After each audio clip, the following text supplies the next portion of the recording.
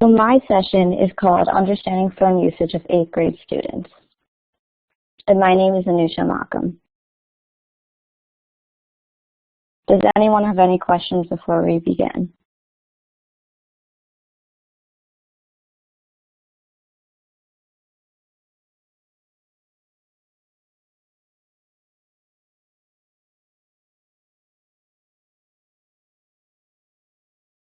So if everyone could click on the pointer and point to your location, that would be great.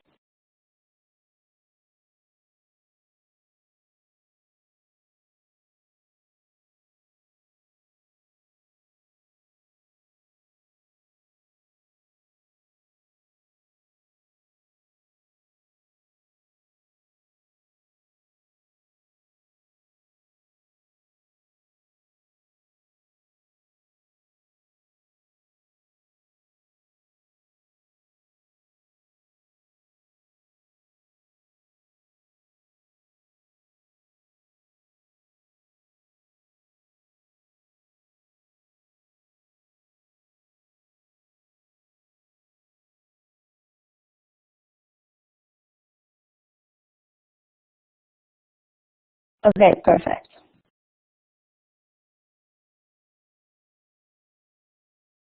So my goal for this study was to understand usage habits of 8th grade students in a local middle school. The study included a survey of about 126 students, and it will become a longitudinal study. This presentation includes just the first set of data from last year. The goal of the study was to understand phone usage for both academic and social aspects. And the survey questions included topics such as basic info about phones, phone usage during class, and phone usage outside of class, basically outside of school.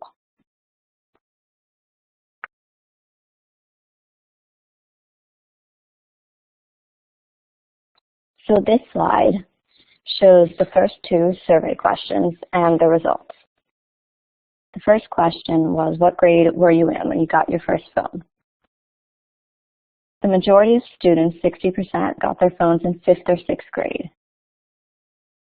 And interestingly enough, about 32% got their phones in 3rd or 4th grade. The second question says, what grade did you get your current phone? And the majority of students, which was about 50%, got their phones in 7th or 8th grade. This means that people had their phones for about less than 2 years, which is really interesting.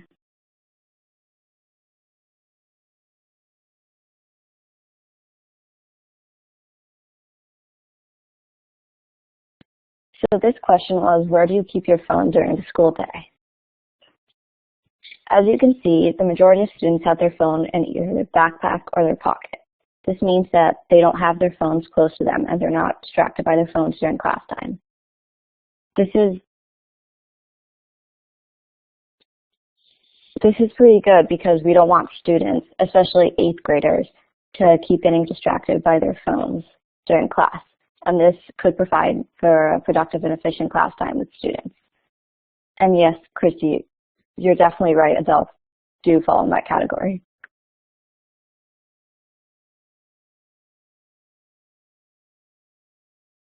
So this question evaluated when 8th grade students put their phone when they did homework. And as you can see, the results were quite different. While in school, they put their phones in their backpack or pocket and weren't distracted by that. When they did their homework, the majority of students had their phones near them, within arm's reach.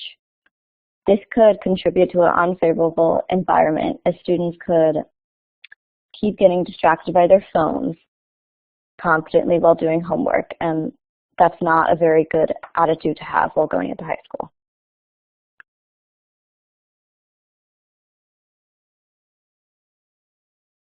Thank you, Emma. So these questions go more into the topic of phone usage and how much 8th grade students use their phones. So for texting, the majority of students, about 41 students, send only 1 to 10 texts per school day. And as you can see, only 14% send 30 plus texts and only 7% send 20 to 30 seconds, or 20 to 30 texts, sorry.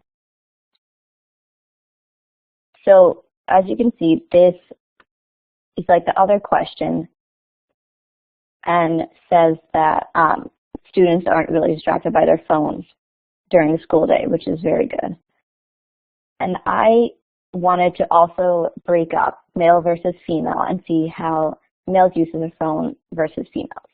And as you can see, there's really big differences between males and females. About 45% of males send 0 texts during a school day compared to 5% of females. This is a very drastic and different gap, and it's extremely interesting.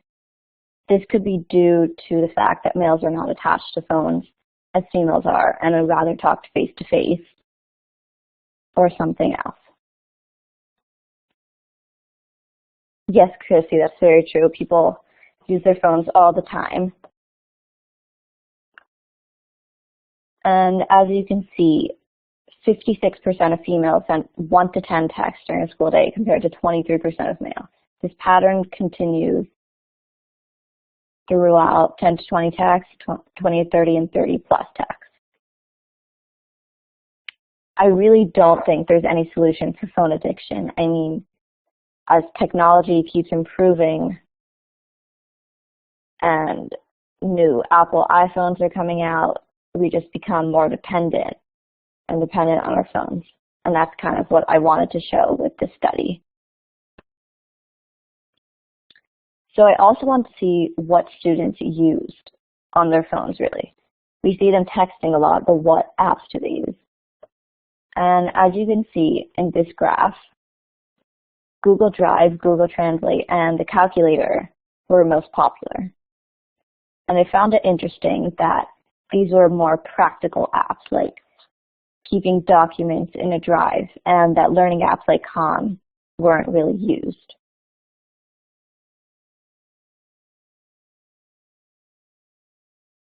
I think in this local middle school, Kim, the school allowed students to carry their phone with them, but they just choose to put them in their phones in their backpacks or their pockets, which is good. So I also wanted to see if students would be open to the idea of using their phone to track homework, basically going from using their phone for social purposes to academic purposes. And as you can see, the majority of students did not want to use their phone to track homework. Only 20% of students said yes, 40% said no, and 40% said only occasionally. And a follow-up question to that was if they would use their phone to replace the school planner. This was a question specifically asked her by the vice principal of the school. She wanted to see if technology could overpower planners for students to keep track of their homework. And the answer was really a resounding no, as 53% would not use their phones to replace the school planner.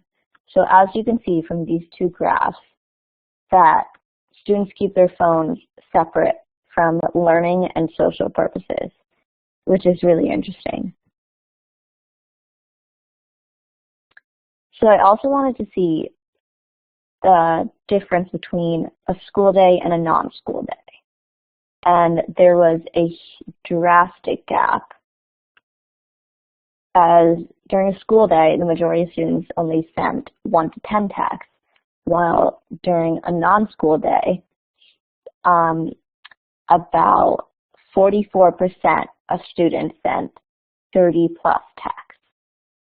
This is really interesting, as that's about an average of 20 more texts a day. And you could see that students are quite dependent on their phones, and they really wait until out of school to text, which contributes to a good environment during school. I also broke down the male versus female text usage during non-school day, and the same pattern follows for this graph. More females text outside of school and during school. For outside of school, 61% of females send 30-plus texts, which is very, very shocking, while only 25% send 30-plus texts. There's always the possibility that males didn't respond, that they texted, but the data presented pretty much shows that females text much more, and they're much more dependent on their phones. So with these graphs, I wanted to show that students are very attached to their phones when they don't see their friends or they don't see that person outside of school. And it also shows that texting is now the most important form of communication, the most popular.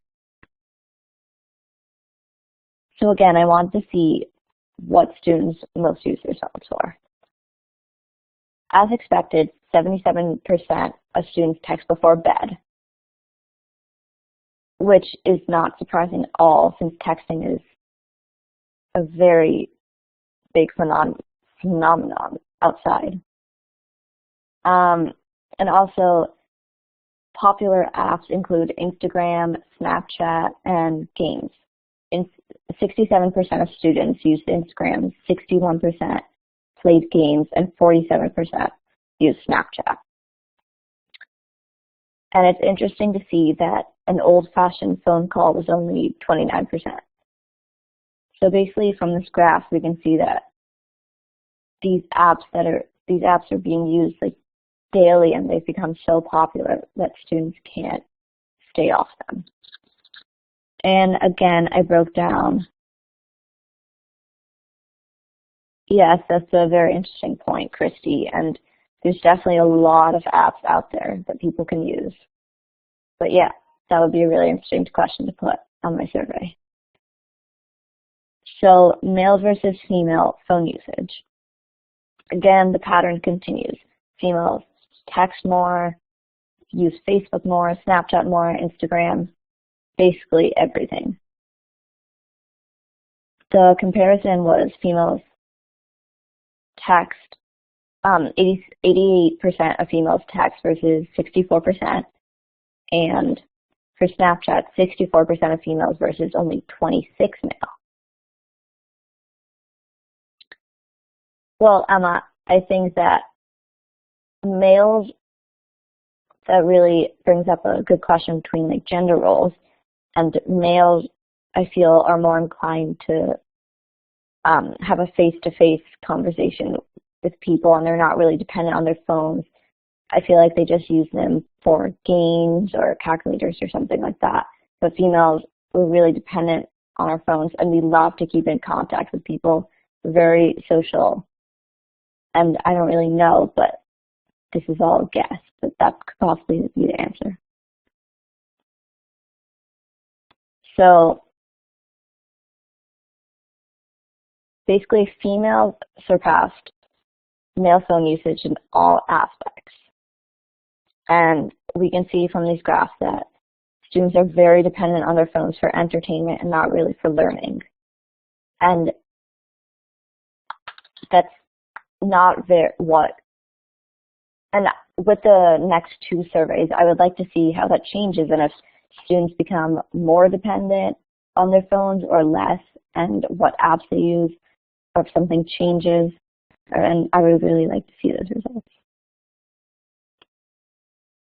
So in conclusion, 8th grade students are basically very hooked on their phones.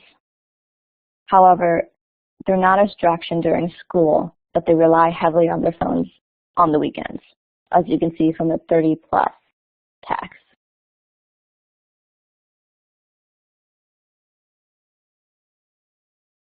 And the chat box says, yeah, I think it's also very interesting that males don't really use FaceTime. But like I said before, they probably like more face-to-face conversation.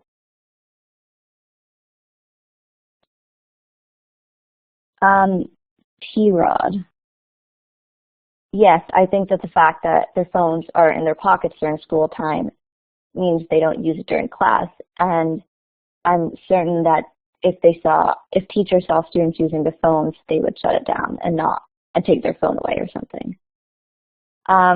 Christy, unfortunately not. The vice principal wanted her middle school to be anonymous. So unfortunately, I can't send this to you. So, like I said before, they don't really use their phone for learning purposes, only for social. Instagram, Snapchat, text, mainly texting. And technology is improving throughout the world, especially with Apple. New Apple iPhones, the iPhone 6 just recently came out. And throughout like 3 years, I want to see how this changes for 8th grade students.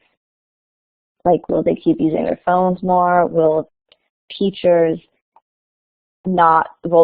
take away their phones before class so they don't get distracted? And I really want to see that pattern and see if anything changes. Does anyone have any questions?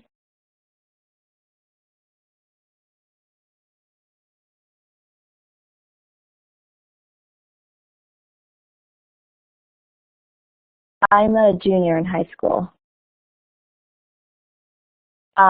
P-Rod, I focus on 8th graders because for high schoolers, I feel like that's a whole different ballgame as they're very, very dependent on phones. And I thought that 8th grade would be a nice transition between middle school and high school. Carla, the name of the session is Understanding Phone Usage for 8th grade students. Well, Chris, I think what we can do is really for teachers to make rules more binding and more strict. Like, I know some of my teachers, we have a basket where we have to put our phones before class so we don't get distracted. And maybe we could have small workshops or something in school where we try to stay away from our phones for a day. And maybe that can help students to stop being so dependent on technology. Do you think that the children that use their phones in class are more likely to have lower grades? I don't think that's necessarily true. I don't think there's a connection between those two topics. I think that children that use their phones in class will, yes, be distracted and will have a hard time learning the material and kind of catching up to all the other kids, but I don't think it necessarily means they'll have lower grades. Christy, I just used Excel. I entered all the data in a spreadsheet, and then I started making bar graphs to analyze the data for each specific survey question. How can we make mobile devices more fun for learning rather than only social? I think maybe we can start trying for students to use their phones as learning purposes and maybe to track their homework. And I know some of my teachers have started using ebooks instead of a textbook, so maybe that could help using technology for learning instead. But it's really up to the teachers and students to make that change. No problem, Chris. Thank you for listening to my session.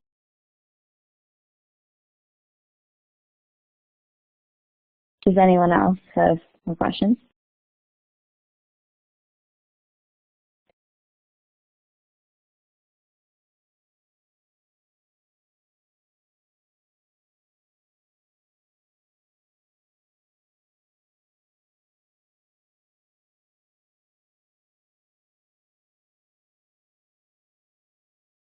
Well, Kim, that's actually very prominent in my schools.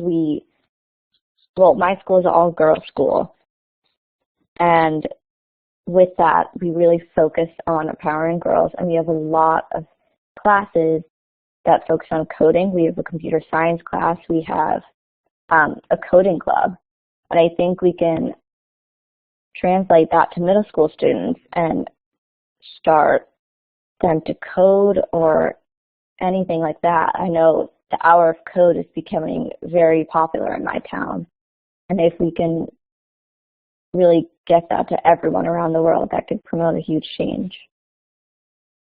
Thank you.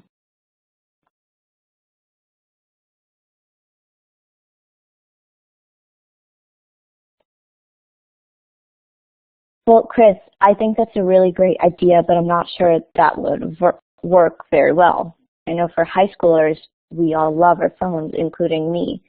And I think having a set time will really just stifle people and make them kind of angry with the school administration. But I think that's a really good thing for parents to do. Maybe when the students get home from school, they can take their phone away and only let them use it at night before they go to bed or something, or after all their homework is finished. But that's what I'm hoping for, to see in my next year of surveys, to see a decrease or at least some change between in phone usage. Any more questions?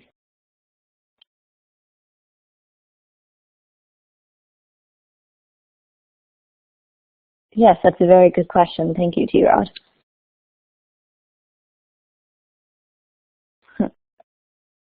Yeah, I have friends whose parents take their phone away, especially junior year. It could be very busy, and a phone could be a huge distraction. Thank you, Kim. I hope to be involved in this conference next year and have interesting change to share.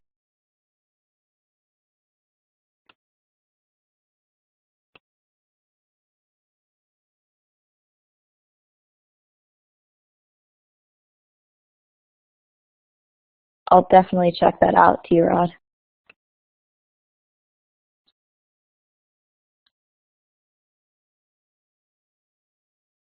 Any more questions? Or would you like me to explain something further?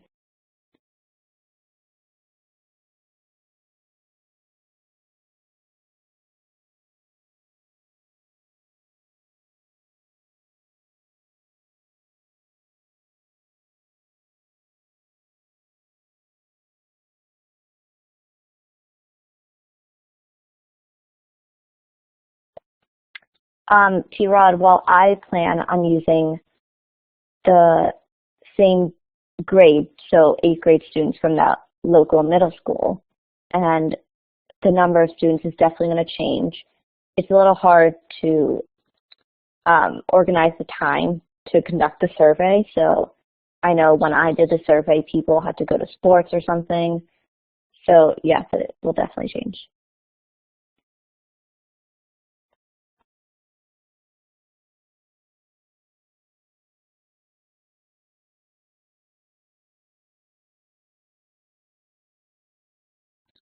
Well, I think, well, my study is in a very small town, and I'm really just focusing on that one local middle school. Um, Emma, I thought, well, because technology is becoming so prominent in society, I thought it would be really interesting to share with everyone. And this could really benefit students, teachers, parents, anyone, since we're all so dependent on our phones to communicate with people.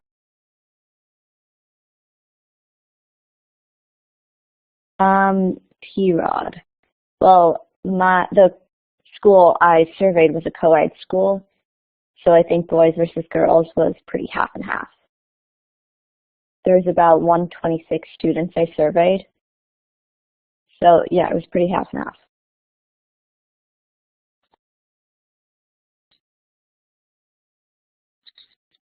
No problem.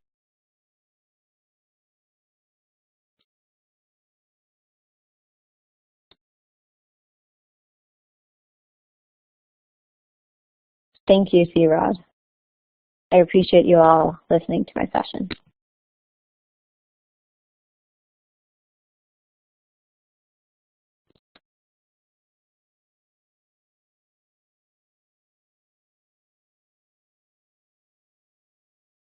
Yes, I'm not really sure how long the study is going to go on, but I hope to take it far and publish it somewhere so people can really know what's going on in schools.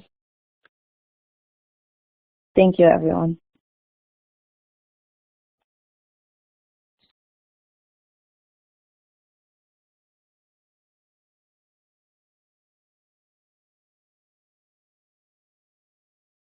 Thank you, Lucy. I can't wait to share the results for next year.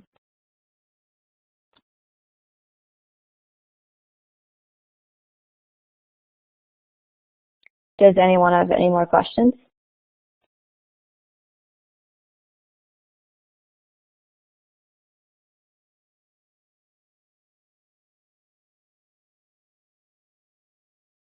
Thank you, Chris.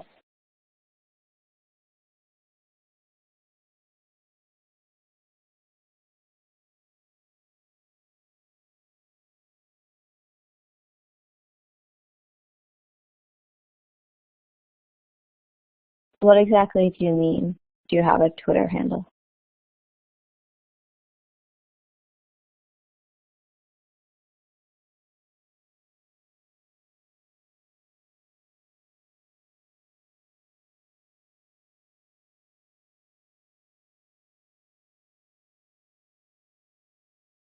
No, I don't. I'm sorry. But when I conduct the survey for this year, I'll definitely share it on the conference next year.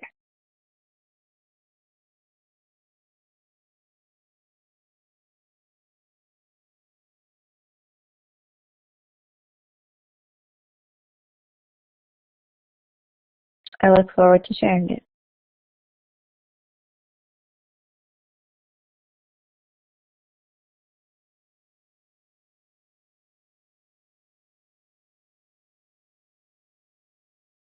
Any more questions? Or anything you want me to talk about more?